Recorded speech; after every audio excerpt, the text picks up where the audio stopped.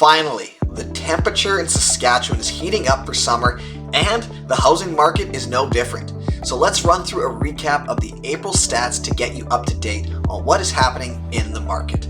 I'm Conor, Palendat, realtor with Warman and Associates, and if you have questions about today's video or are looking to make Saskatoon and area your home, all of my contact info is located in the description below.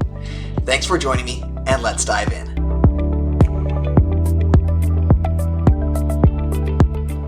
For the province as a whole, let's take a look at sales, inventory, and pricing.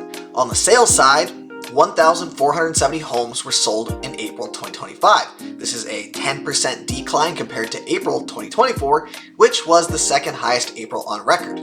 Despite the year-over-year drop, sales remained well above the 10-year average for the 22nd consecutive month, indicating continued market strength and resilient demand.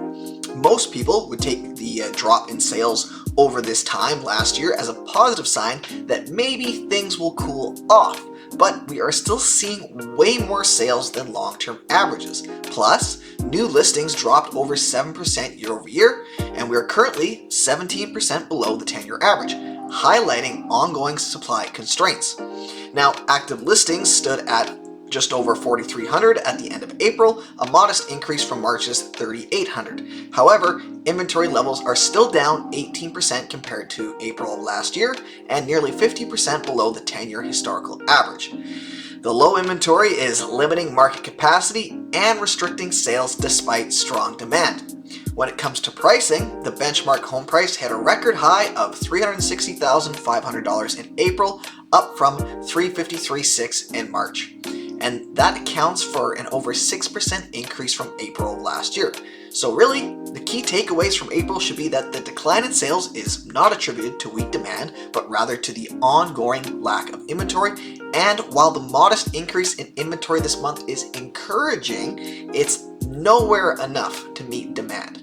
Saskatchewan's real estate market remains robust and competitive, and market conditions favor sellers, while buyers face increased competition and affordability challenges. Now, let's focus in on Saskatoon, Warman, and Martensville, which are the cities my team and I are most active in. Saskatoon reported 440 sales in April, down nearly 16% year over year, but 11% above the 10-year average. New listings declined by 12% year over year and 18% below long-term trends. Of the 681 available units at month's end, 230 were conditionally sold, leaving just 451 units on the market with an active status. Saskatoon continues to set new price records with a benchmark price of $422,600 in April, up from the prior record of $415,900 in March and over 7% above April 2024. Next, Warman is still in the midst of its price ascent. Sales-wise, they were 32% and 26% year over year and compared to the 10-year average respectively. If you've been looking to purchase in Warman, you will be thankful that April saw a 115% increase in listings year over year and actually a 5.7% increase over that 10-year average. While that helps out in the immediate short term, inventory and months of supply are still way below the last decade's average for this time of year. Finally, to the surprise of no one, Warman's residential benchmark price rose again, now sitting at $487,500. Our last market to look at is Martensville, which I'm not going to beat a dead horse and go over every single metric, but the city was basically down in every metric, apart from benchmark pricing, which went up.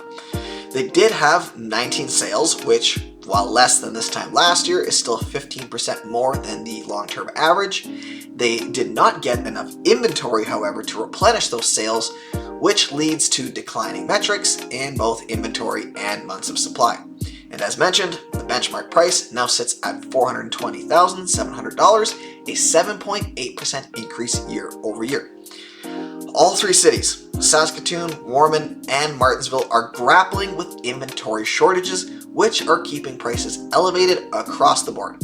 Warman is surging ahead in both demand and price growth. Saskatoon is steady but undersupplied, And Martensville, while quieter, is still seeing notable price appreciation. For buyers, it's a challenging market with rising costs and tight competition.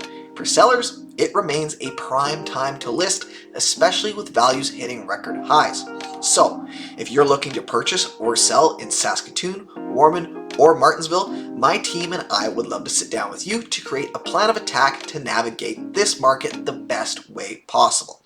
If you found this update useful, please don't forget to give this video a like and subscribe so you don't miss out on any new content. Thanks for watching and have a great day.